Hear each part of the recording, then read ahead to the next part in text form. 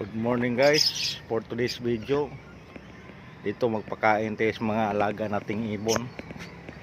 Ang panahon ngayon dito kumulimlim, mambon-ambon, hindi katulad kahapon nga grabing init.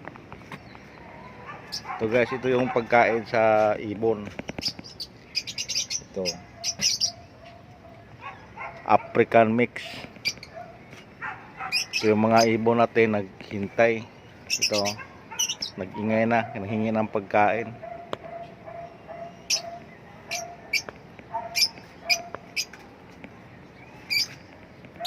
So halos di lang maklaro kasi kung lalapitan natin sila magtago kagad sa bird nest nila.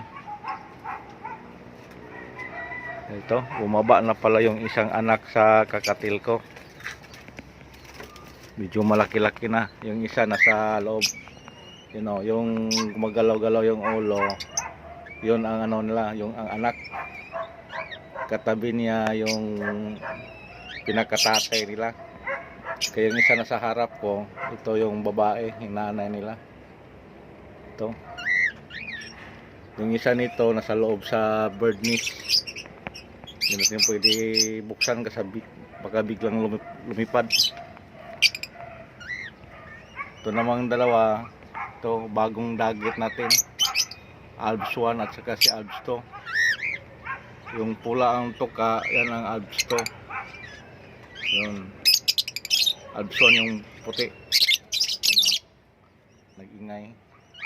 Tapos itong dalawa, bagong ilipat ko to kasi ano to sila, sisiw.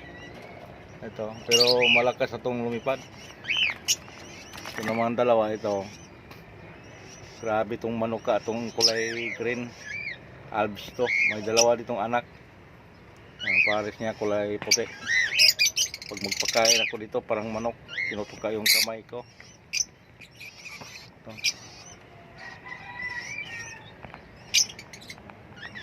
Mayroon din ako ditong society. Itong society. Ito, hindi maklaro. Babae lalaki to, si society. Sana yun, nagtago. Ayun o, hindi lang maklaro. Ayan, hindi talaga maklaro. Maliit kasi, parang ano lang siya, parang maya. Meron na rin siyang itlog. May dalawang itlog. Ito ang liliit. Ayan. Yun ang babae. Tapos baliktad sila, yung lalaki ang maglimlim. Yun. Nasa loob ng pugad. Yan, sila lang gumagawa ng pugad na yan. Sige guys, pakainin ko muna itong alaga ko kaya nanghingi ng pagkain. Ito. Okay guys, God bless.